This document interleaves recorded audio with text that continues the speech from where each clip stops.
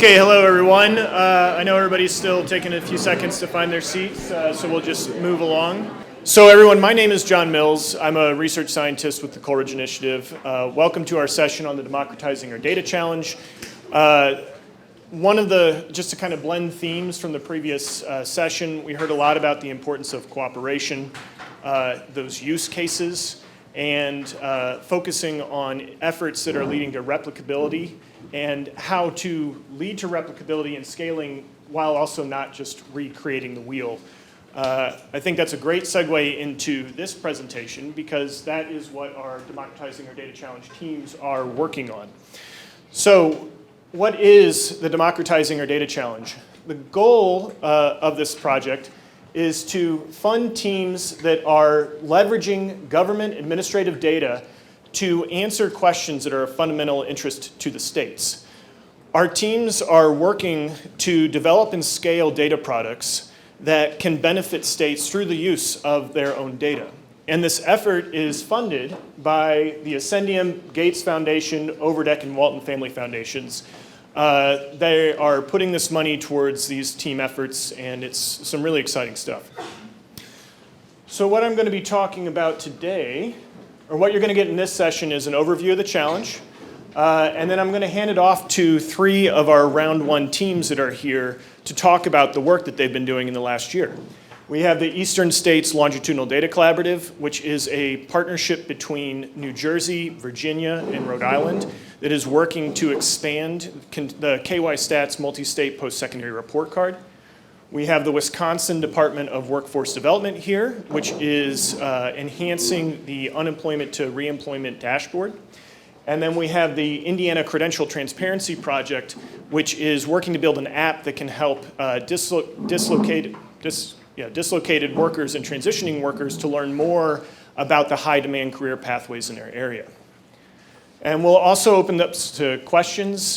Just want to do a quick shout out to our friends in the annex room. For everyone, there's a little QR on your table, and in the room there's QRs that should be on the slides or on the walls. If you scan that, you can submit a question. We have Allison up here who will be able to read the question to us so we can have a good community going on. So again, the goal of the challenge here, we've got teams that are working across both agencies and across state lines to demonstrate the value of linking administrative data. Our round one teams have been working for the last year, and we're going to be hearing about them today. We also are in the final stages of finalizing the round two teams, and we're very excited to be making that announcement in the coming weeks, so be looking for more information on that soon. And at Coleridge, we see this effort, the Democratizing Your Data Challenge, as a direct extension of our mission, which is to work with governments to ensure that data are more effectively used for evidence-based decision-making. We do that in three ways, demonstrating value of linking data across state lines and across agencies, focusing on, as we heard earlier today, the importance of relationships and building communities, and specifically building communities of practice around the use of those data. At the core of this effort are state agencies. The state agencies are the owners of the administrative data that we're looking to work with. State agencies understand the context of those data. That provides a lot of help for the teams. And then most importantly, state agencies know the questions that are of most concern to their states. So we think of this as a ground-up approach where the ideas are stemming from the states, and those state agencies are the bedrock of what these teams represent. But the teams are more than just state agencies. They include teams that are made up with post-secondary institutions, nonprofits, mission-aligned for-profits. So this is, again, getting back to that importance of community building. I got a shaky hand. Excuse me. There we go. Yeah, so the project teams that we have vary on both their scope, their scale, and the amount of investment that's going into them. We have tier one projects, which we call getting to the finish line. These are projects that involve where state agencies already have an idea in development and they're just looking for that additional funding, that final investment to get them over the edge to implementation. Examples include data linkages, just demonstrating, actually taking new data sets and linking them in ways that they haven't before. Data models, such as the New Jersey team, which is a round one team, that's building a K-12 data education model, which is describing how to link K-12 data and work all the way to workforce data. One of the nice things about this project is that there's a big effort on replication. So new states can now take that data model, which actually should be available in the coming months. New states will be able to take that data model and learn how they can apply it in their own state to advance this work. Round two teams require a slightly bigger lift. So we have state agencies that are taking ideas that have been proven in other areas and applying it in their own states. So we actually have two examples of that with us today. Wisconsin is working with the unemployment to reemployment dashboard. It was originally based out of Illinois, and they are taking that into their system and enhancing it. We also have Stephanie here to talk about the efforts of the Eastern State Longitudinal Data Collaborative, which is taking and enhancing on the multi-state post-secondary report, which was originally hosted at, and still is, at KY Stats. We have a nice little picture here. And then finally, tier 3 projects require the most investment. These are going to be heavy lifts. So this would be examples of where state agencies are expanding the integration of their own data across multiple agencies. They're developing new products. We have the Indiana team here talking about the development of a new application that they're building. So this is going to be a new data product that is going out into the world that's going to help individuals learn about the high demand careers in their area. All of these projects touch in some way on these areas of high interest. Vulnerable populations, low-income individuals, underrepresented minorities, the formerly incarcerated. All of these projects are touching in some way on can speak to the experiences of these individuals. There's a big focus on education to workforce outcomes. So post-secondary labor market transitions. Again, we have the unemployment to reemployment portals. This is another area of high interest. And then finally, feasibility studies. So as we talked about in the last panel, the importance of having that use case. So taking that initial idea of the use case and getting it out there to try and demonstrate the value of using these administrative data in new ways. So for the first cohort of Data Challenge Award winners, we have them roughly grouped into 4 types of projects. Projects that are trying to understand how to use and better use K-12 data. Projects that are looking at the value of credentials in the workforce. Projects that are focusing on transitions between education and workforce. And projects that are enhancing on the unemployment to reemployment portals. And that's enough for my overview. I'll put it actually to the people that are actually doing this work, the teams. And so I'll go ahead and welcome Stephanie Walsh with the Eastern States Longitudinal Data Collaborative. There you go.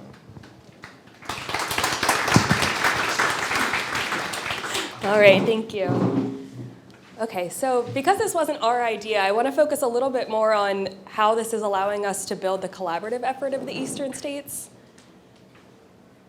So just as a little bit of background, again, we're in the round 1 of grantees, and we are a joint effort between the states of New Jersey, Rhode Island, and Virginia. And we're building on work that's already being done in Kentucky. So the multi-state post-secondary report is something that we saw as a proof of concept around this work that really intrigued all of us. And as we were starting this collaborative effort, we thought about the Eastern States Longitudinal Data Collaborative, and we were starting on this journey of working together and trying to figure out what is it that we want to work on together? What is it of interest to all of us that we can start to have this conversation about actually sharing data and move to that next stage of collaboration? So the purpose of the Eastern State Longitudinal Data Collaborative, as we saw it at that time, was both to coordinate on ideal practices around data sharing and management of these statewide longitudinal data systems, but also of working collaboratively to develop solutions around things that we all cared about. And one of those things, and thinking about the motivation for this work, is being able to see across state lines. So we are limited to our own statewide longitudinal data systems, and I'll show you in a couple slides kind of some of the motivation around that work that led us to this.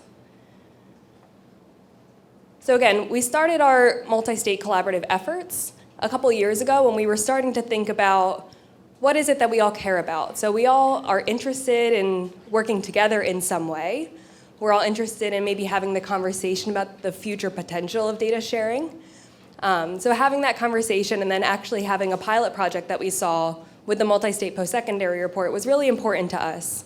And we were fortunate enough to have been funded for this work through the first round of the challenge grants to actually join forces with them and expand the multi-state post-secondary report to our states as well. So we talked yesterday at the Eastern States Longitudinal Data Collaborative meeting about what keeps you up at night. And I always think back to the LEHD on the map showing how many people are living in New Jersey but working out of New Jersey, or people who are living outside of New Jersey but working in New Jersey. And this is really the limitation of our statewide longitudinal data system. So when we think about what are the outcomes of students who graduate post-secondary education in New Jersey, we have to have all of these caveats about, well, it's those who are working in New Jersey under UI covered jobs in this certain period. So we are limited in our ability to really understand what the experiences of our post-secondary graduates are. And that's because, in New Jersey, about 18% ultimately work outside of the state. In Rhode Island, Dana Brandt was meant to be here with me, about 20% of their workers or residents are working out of the state. Virginia is also in this effort. They have a similar experience, lower than us, but on the post-secondary side, I know Todd Massa often talks about how many students they get from New Jersey, so they're a big importer of New Jersey college students, but he always laments that they make the terrible decision of returning back to New Jersey after they graduate. And this is where our collaborative efforts come into play, because we get to tell him all the reasons that New Jersey is great and they have to return. And that's part of this effort, is really understanding who returns, why they return, what are they earning when they get back there, who is more or less likely to ultimately leave the state after completing post-secondary education. So that's what we get to learn through the multi-state post-secondary report. So again, this is work that has been developed in Kentucky and with the Midwest states, and we are really trying to see that forward through the eastern states as well. So again, of course, Rhode Island, New Jersey, and Virginia aren't necessarily connected. We don't have a lot of overlap in borders necessarily, but there is a lot of movement of students across those states. So we'll be able to see those students who are graduating, say in New Jersey, how do we start to measure who is working outside? Not just saying we know that 70% of our graduates in this major are ultimately employed in New Jersey. We can start to say we know that 90% of our graduates are employed somewhere, 20% of them are employed out of state. And that's huge for us, to be able to measure and really document where those students are going, what their experiences are long term. So just briefly where we are in the process. It has taken a while to get the data sharing agreements and everything in place. So we talked a lot about the time that it takes to do this work. And that is a really important component of just having those conversations where we're all comfortable with data sharing and getting there and working through those legal data sharing agreements. So right now we are in the process of standing up Rhode Island and Virginia's ADRF spaces, so those are very close to happening. Once that happens, all of our data will be available for us to start sharing. But again, because we follow this very safe, secure process, we're making sure that everybody has signed one another's non-disclosure agreements. We're all properly trained on the data use and security. So getting that all in place has taken some time. Of course, there's a lot of conversations with the lawyers and getting all of those worked out, and having a lot of different states involved starts to complicate that a little bit. But that is nearing completion as well. So we are hopeful that sometime towards the end of this summer, we'll have that expanded multi-state post-secondary report with both the Midwest states and the eastern states. I just wanted to speak briefly about the project benefits as we see them. So, of course, I already mentioned having this defined and concept-tested project that we can build upon has really made it easier for us to see the benefit of multi-state collaboration. So having something that already exists that we can see, wow, that would be really nice to know for our state and for states around us. That was something that was a huge benefit to us, to be able to come in and collaborate on that effort. It's expanding on existing work. Angie and others in Kentucky have already done a lot of this background, the code development, the legal processes, the data sharing, kind of the logistics of how we're going to be doing this. A lot of that is already in place that we get to build upon instead of starting from scratch. There is, of course, a tangible benefit about the data sharing. Like I said, we need to know what our students are doing after they graduate college in our state. Where are they going? Are they becoming employed? Are they employed in their industries? Are there differences in demographics or major about those experiences? So that's something we can start to answer a little bit better. And then there's, of course, individual and state benefits to having this knowledge gain to really informing policy. Okay. And then finally on the collaboration benefits. So I talked about, obviously, the benefit of data sharing, and that was what got us here. That's what motivated us to really join forces with the project. But what has really excited us and encouraged us through this work is the sharing of ideas and resources. So understanding that it's not just us trying to answer this question, there is a lot of work that's already been done and that we can continue to build on, and that we can always call those other states who are working on this for advice about how they did certain things, about how they're defining certain data points, and really have that community around this data sharing and work that we're doing. So I will stop there and move on to the next statement. Thanks, everybody. And next we have Brian Hipsch with the Wisconsin Workforce, or Department of Workforce Development. Thank you, John, and thank you, everyone.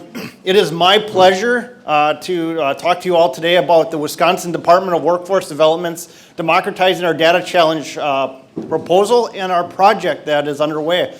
And so, I learned something, and I thought the first session on the cold room was very insightful, and it really resonated with me.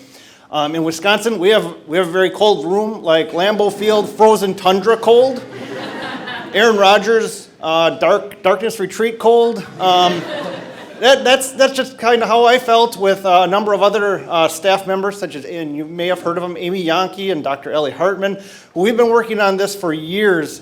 And I'm pleased that with the help of the Democratize Our Data Challenge, as well as a number of other initiatives, we've been able to start thawing that room, and we've seen some real progress. Not just in this particular project, but many of our other combined data projects.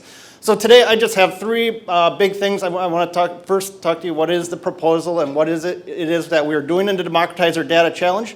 The second, I am going to just talk a little bit about the scalability, sustainability, the value proposition. And then finally, I want to talk about some of the impacts we've already seen in Wisconsin, and for use in the vision of our of our data strategy of people, processes, and technology, and how we align those to provide citizen value. So the proposal for the state of Wisconsin, it was first. Let's look at what Illinois has done in the unemployment to employment portal. Let's replicate that. Let's build upon the work that our team did in the Employment Training Administration Applied Data Analytics course that was about 2 years ago. And let's replicate that and let's expand upon that. So what really resonated with Wisconsin about the Illinois portal, really from our labor market information staff, was how fast they could look at unemployment statistics and how they could look at who was getting unemployed, the characteristics of those becoming unemployed, which industries were they coming from, and they loved the specificity that they could go down to a county level and look with some and say with definitively and advise those workforce boards on some of the strategies. And so that was what really resonated with our staff, and it was business driven. So I as a data steward, I'm just facilitating the data demand with the data supply. And so really we have business users who are going to use this product. The other part is to build that capacity through the applied data analytics training. That is a Coleridge staple, and we are implementing that beginning in May with not just our own staff at the Department of Workforce Development. We have local staff, as well as we've invited some teams from other states, border states and other like-minded states such as Arkansas, Illinois, to participate in that with us. Again, to help build that capacity as we see really the scalability is going to cross boundaries at some point. So just a couple of other talking points about the scalability. Really, I just wanted to talk a little bit about how this Democratize Our Data Challenge, it complements all of our other evidence work. That includes some of the work that we're undertaking under the UI Equity, the grant that was issued by the Employment Training Administration. We have a project called Promoting Equitable Access to Unemployment Compensation. It's very similar to what a number of states in the Midwest Collaborative are working on. And so we're taking our own twist at looking at equity in unemployment take-up as well as unemployment payment rates.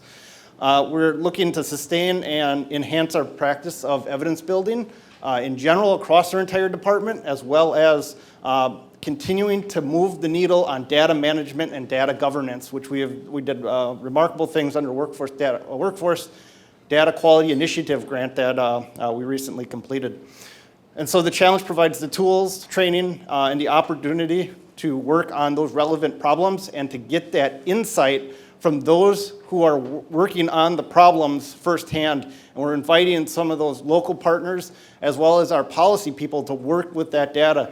And what we experienced in the ADA class in 2021 was there were a lot of, hey, what if we do this? What if this data element was in this set? What if we had this whole other data set? And it triggered a lot of great ideas, and some of them we're actually putting into our class. So one of the great things about the ADRF is really, if with the proper governance, we can bring other people into the technology and really be able to do these combined projects. And so utilizing that 5 SAFE methodology, which we did not have in the past, that includes safe projects, settings, and the safe data. Other states with approved use cases may be able to work on those projects of value for each of us. The safe settings allow for the secure, controlled access to the sensitive data. That was a sticking point in Wisconsin. We have, we're not unique in this, but nobody wants to ship a whole data set over to another partner that, oftentimes, yeah, we like to believe we trust everybody, but do we really know what's going to happen with that data, and how is that story going to come back to us? And then that safe data through the common data standards, using those federal templates, using that good data, those good data governance principles, that helps us ensure our data is trusted, understood, and therefore it's going to provide the maximum value. So just a couple of things as far as the impact already in Wisconsin. In terms of people, we look at people, so we're talking about data solves problems. Well, people using data solves problems. And so we've put a lot of emphasis on developing people through professional development, through these opportunities of networking, and in being plugged in with some of the more national level initiatives, such as the Coleridge initiative. And so we're seeing a change. We're seeing a change in Wisconsin, in our Department of Workforce Development, even with some of our education partners. It's going to be a very exciting year. I know that because we're already having conversations with some of our education partners that we had never had before, and it is around this administrative data research facility, because now we're getting to the point where we have that neutral solution to start moving forward, and so that people part is huge. And gaining trust is really the number one thing in data sharing. The processes. During the Workforce Data Quality Initiative, we built a workforce data integration system, a whole system of governance, a whole system that is a repeatable, sustainable process that we do each time we get a question. Therefore, when the attorneys and the data security folks, when we approach them, it's not a moment of fear for them and a moment of risk. Brian's coming again. He's got something. Let's see what he's got this time, and let's see how we can work with him. That wasn't always the case at DWD. We had a lot of, when you'd ask questions that were kind of out of the norm of the federal programs, there's a lot of concern and worry about that question. And then the technology. So a couple of things. So the Democratizing Our Data Challenge provides a great, neutral, secure technology, administrative data research facility. We've built some technology in-house to start consolidating as well as normalizing a lot of our data between the different programs within the department. So you can imagine what a workforce agency, the number of programs a workforce agency would have under the WIOA umbrella, under the apprenticeship. We have a state-funded Wisconsin Fast Forward, the vocational rehabilitation program, and we've been able to normalize those into a longitudinal workforce database where we can combine those with unemployment insurance wages, credentials, and as well as some of the claims, and we can start answering questions. For example, I just did a short little demonstration a few months ago, and in 15 minutes, I did something that in 2019 would have took about a year to get that data put together. In 15 minutes, I just came up with an idea. Actually, I followed a paper that Julia and Jeff Smith from Wisconsin did, and boom, I just did that little report in like 15 minutes, and so that's been huge. And really, we're doing all this to enhance citizen value. And really, we need to be able to be nimble enough to be able to answer those questions and get the data at the right time in front of the right decision makers. And it has to be trusted and understood so that they can make a quality decision off that information. So they're making the most informed decision for the really the people of Wisconsin. So thank you again for having me. I am just absolutely thrilled to be here.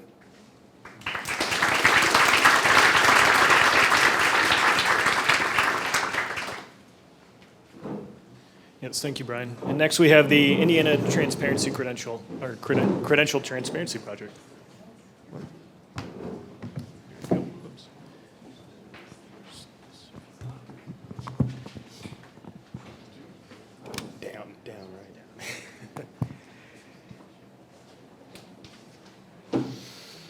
Hi, thank you for having us. My name is Riley Zipper. I'm at the Indiana Business Research Center at Indiana University. All right, yeah, we got some Indiana people here. I'm joined by my colleague Lauren Collier at the Advantage Point Consulting, as well as Michael McKenzie holding down the fort at our very cold table in the corner over there. Advantage Point is our technology partner on this. The project is called Modeling Credentials to Career Pathways, which is really focused on identifying and exposing information about credentials to job seekers about high demand, high wage occupations, particularly in the auto manufacturing industry. So what's the motivation behind this? So I know that you've all experienced this before. It might have been exacerbated due to the pandemic, but employers are struggling to find workers that are prepared for jobs. They expect workers to have certain skills before they start on the job. It can't all be an on-the-job training. And so a problem with that is that there's kind of an information gap between workers and employers. Workers are unsure about what good jobs there are, what skills they need to fill those jobs, and then finally, how do they get from one job to the other? How do they get from an entry-level position, and how do they advance throughout the company to grow their careers?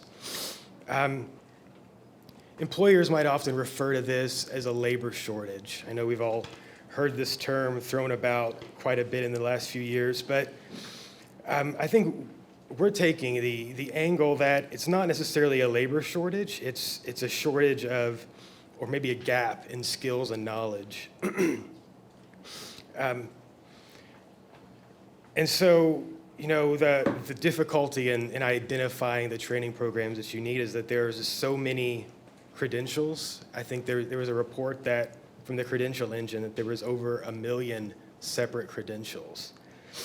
And so we need to identify those that are going to be best suited for people who prepare them for the jobs they want. And so we're doing this by taking a regional, very industry-targeted approach to this. So as I said before, we're focusing on the auto manufacturing industry in Indiana, which is one of our most important, significant industries in the state.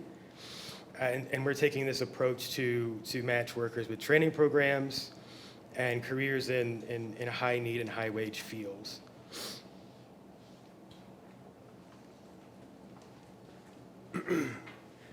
So our goal with this is to identify, integrate, and align credential information with jobs in manufacturing, and to align information about credentials with wages that will just give more information to job seekers so that before they enter a job, they know what their wage opportunities are, they know what they need they know what skills they need.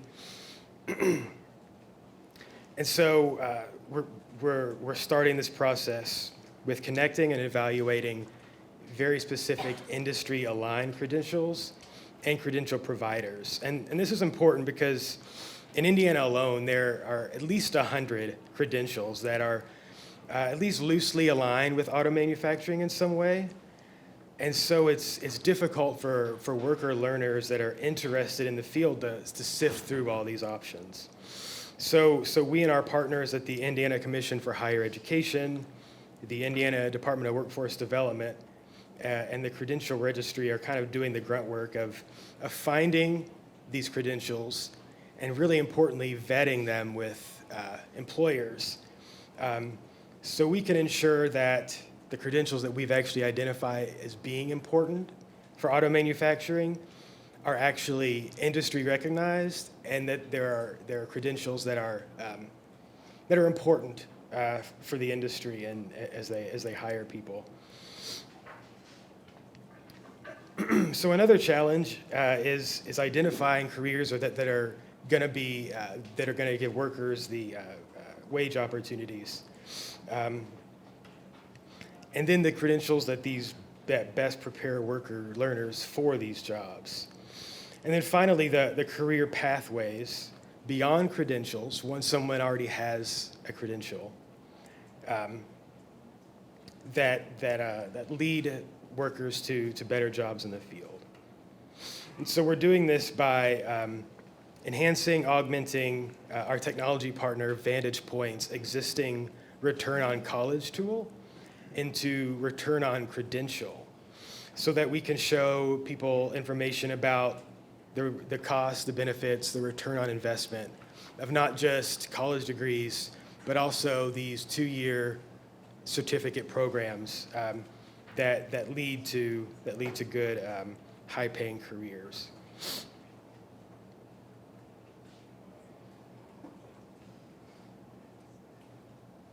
So I'm going to talk a little bit about our progress. So first job is identifying these credentials.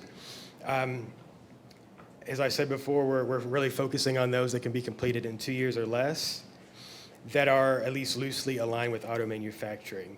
And thanks to Indiana's work in this field and their relationships with the Credential engine, we can see how state grant programs that are already existing can lower costs for worker learners, which impact the return on investment calculations. So, as an example of this, Indiana has a program called the Indiana Next Level Jobs Workforce Ready Grant.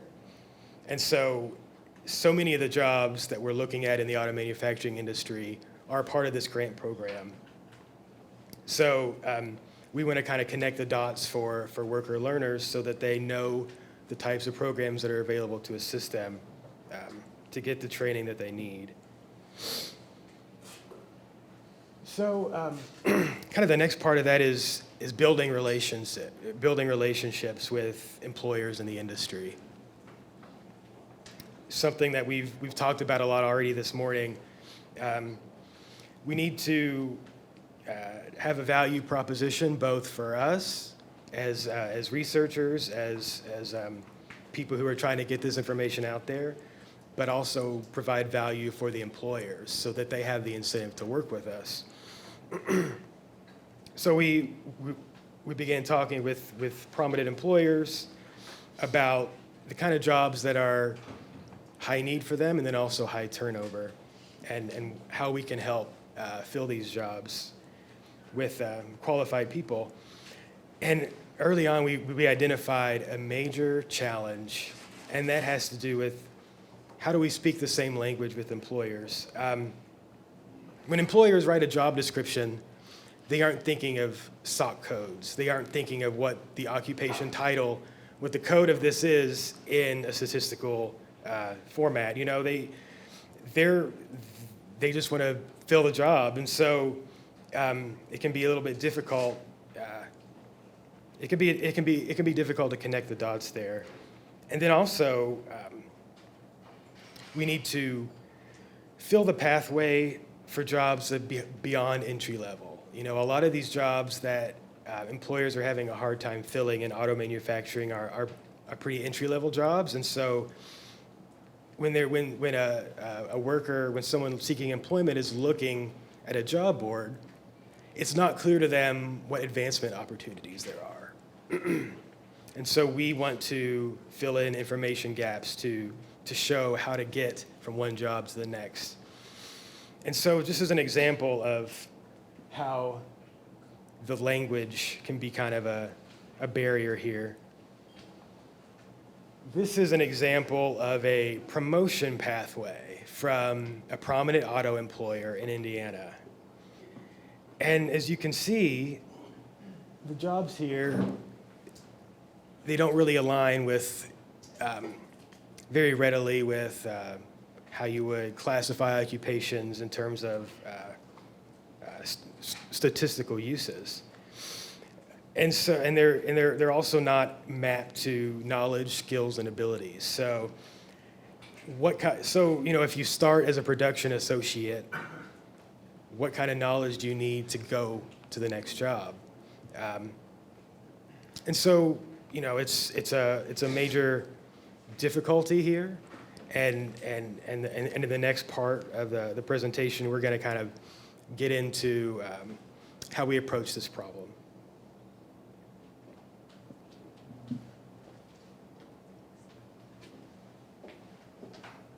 Thanks, Riley. So I don't know, let me flip back to this.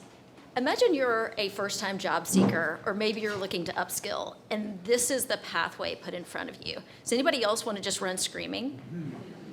So the first challenge is, how do we make that into something that, again, especially someone who has maybe historically been left out of the job market, understands? So wrong way. There we go.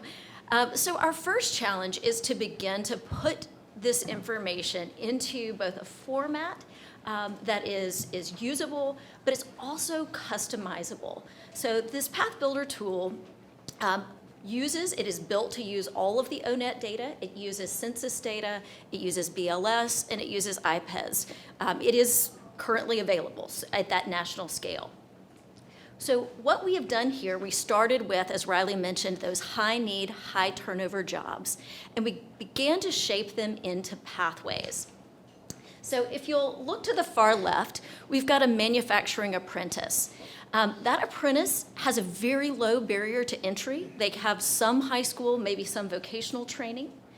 The problem is, and we heard this from employers, they take one look at that salary and they walk away because they can immediately calculate that they cannot pay both childcare and the gas to get to the plant. So they walk away. So what we're hoping to prompt is, okay, that's the first step. That's not the last step. What are the pathways, and what does it then take in terms of knowledge, skills, abilities, and local training to get you to that next job that has a living wage? So what we have laid out here, this is just a basic, and I'll show you how it shows on the site in a minute, are a couple of options. The first is a production option, being a machinist. The second one is maintenance, fixing that equipment, and the third is more in line with the logistics and supply chain, so somebody who's in procurement or maybe quality assurance. Again, showing that pathway.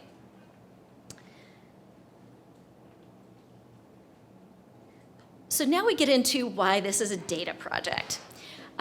This is great that we have this with national data, but what this project is doing is layering on top the state data that we have from the Indiana Department of Workforce Development, from the Commission of Higher Education, and then also bringing in the Indiana Credential Registry, as well as their education and training provider list, so that we can expand what we are showing individuals, workers and learners, so that they understand how those pieces fit together.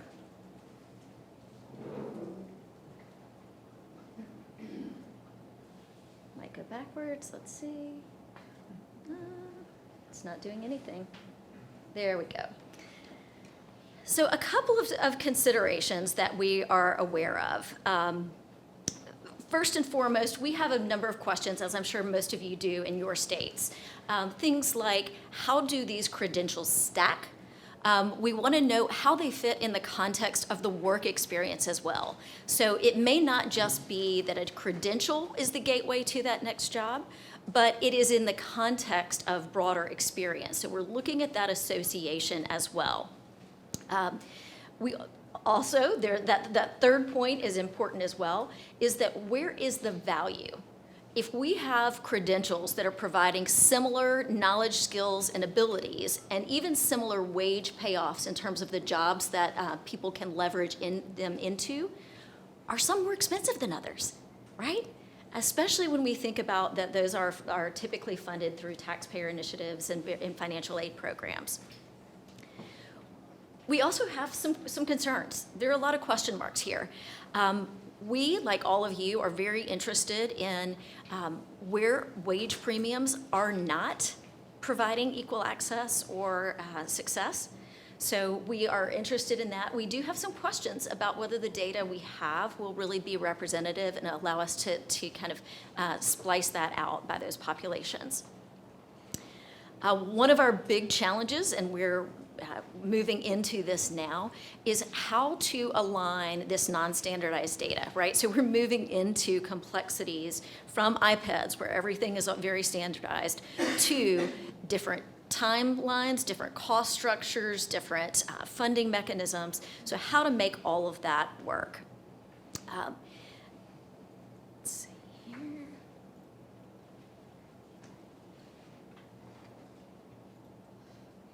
So what does this look like?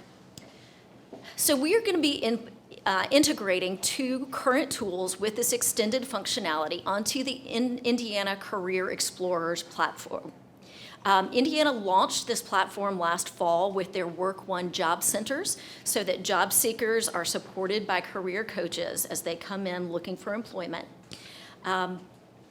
And they now will be able to, this is a design rendering, they will be able to see not just individual job titles, even though they may be identified as high demand or high growth jobs, but they will see those as a pathway. The next piece of this is that as they explore that pathway, if they find something, and they can look at each job, but as they find something that, hey, like that speaks to me, they can immediately click and see what are local training provider options for me that will get me to that next step. They do have the ability to explore the ETPL, Education and Training Provider List now, but I will be candid, it is very overwhelming. So what we're trying to do is really serve up just enough for what customized for that individual. Oh, did we miss it? Yeah. Somehow we missed one. Somehow we are missing a slide. Well. So use your imagination. The final and the exciting, the next step is that we will also be able to show come by our booth later, the return on investment. So we do have a return on investment calculator, but what that then shows is a basic time and cost investment and what that pays off in terms of that goal career, so that those individuals are hopefully that we're mitigating some of that sticker shock. And especially when we're able to bring in that data about the funding that is available. Yes, it's a 6-week program. It will cost you $0, and you can earn an extra $13,000 a year at that next level. So those are the hypotheses that we're testing. Again, those top 3. What are the pathways? Not just the entry point. What are the proximate best fit training providers?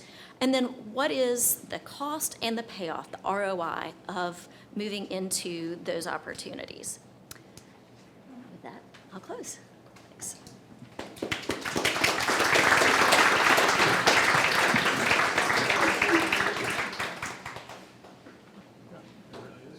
There we go. So thank you. Also, thank you to the teams that have presented today. Also, thanks to all of our Round 1 teams. Again, the effort is being pushed forward by them. Also, definitely want to thank the funders that are supporting this. Again, the Ascendium, Gates Foundation, Overdeck, and Walton Family Foundation. They saw the purpose here, and they're the ones that are really making this effort occur. So we definitely want to thank those teams. Just to let everyone know, if you want to learn more about the challenge, you can go to our website, coleridgeinitiative.org. There's a section in collaborations on democratizing your data challenge. You can also learn more about the teams that are here today. You can also email us at datachallenge@coleridgeinitiative.org. If you have questions, something that came up today that you didn't get answered, weren't able to connect, just reach out to us and we connect you with the teams. We have a little bit of time for some questions, and so I want to put to the group. There's a question about how could you describe more concretely how you think that the efforts that you're working on today can help inform local or state decision makers? How do you see that translating into policy? I guess we could start with Stephanie. So I can start with the multi-state post-secondary report. I see this as hugely informative to policymakers to be able to, again, learn where our students are going when they leave, to better understand those gaps in what we're able to report with the current statewide longitudinal data system. So knowing if there are certain students who are more or less likely to leave the state, if policymakers want to recapture those students, having a better understanding of who they are, if some students are likely to earn less, depending on where they are, knowing that going into it. So being able to better support them in their pathways to employment following a post-secondary degree. That information will be hugely important, both within the state and also within those regional efforts, those regional economic development efforts across states as well. So for the unemployment to employment dashboard, 2 things that we really focus on when we're working with our local areas. Number 1, they do a state plan. I believe it's either 2 or 4 years. I've been out of WIOA for a little while, but they do a strategic plan. And this is a way to help them understand all the way down to that county level, who are the unemployed and where is that potential workforce, and how can they strategize so they can use it for that. And the second thing that really resonated in Wisconsin was really how Illinois used it during the pandemic in a dynamic economic environment where the conditions were changing, the layoffs were changing, and we could imagine that a future recession is probably going to look something like that because it's by some of the differences in the way the economy is structured now than in the past. And so really that ability to make timely decisions, workforce decisions for individual participants, training programs, that really did excite people because they did foresee a scenario in the future where another recession like the pandemic or something that we haven't seen before. For our project, it's this one. Sorry. Thank you. So for our project, it's the policymakers who control the purse strings, right? And so knowing which training programs certificates, credentials are providing the greatest return on investment in terms of your potential for making higher wages, your potential for growing your career, for staying with a company. Policymakers can make decisions about which programs to prioritize. The ones that offer the greatest return on investment, then those are the ones that should be, ideally, should be, the most funding should be directed toward them. I might add one little additional point, which is it's difficult when you're talking about trying to change the behavior of individual users. The carrot comment earlier, I think, was a really relevant one. So what we're trying to do is provide that information that helps that one individual make a better choice that is really mutually beneficial. So it helps those employers find skilled workers, but it also helps those individuals move into family-sustaining wages. Thanks, and I actually see that we are effectively at time, so if there's a question in the audience, maybe one last question. Otherwise, there's definitely a few questions that have come in from people who wanted to speak specifically with the teams. I'm also to announce that we have lunch, and lunch is a great place to have relationship building and collaboration. So please, I mean, we have multiple teams here, multiple states that might be interested in this effort. Reach out, talk to everybody. This is a great opportunity. In addition, just a reminder, at 12:15 in the McPherson room, we'll be doing a demonstration or talk about some of the upcoming updates to the training program. But I want to thank everybody. I want to thank again our panelists, and thank you for your time. Have a great rest of your day.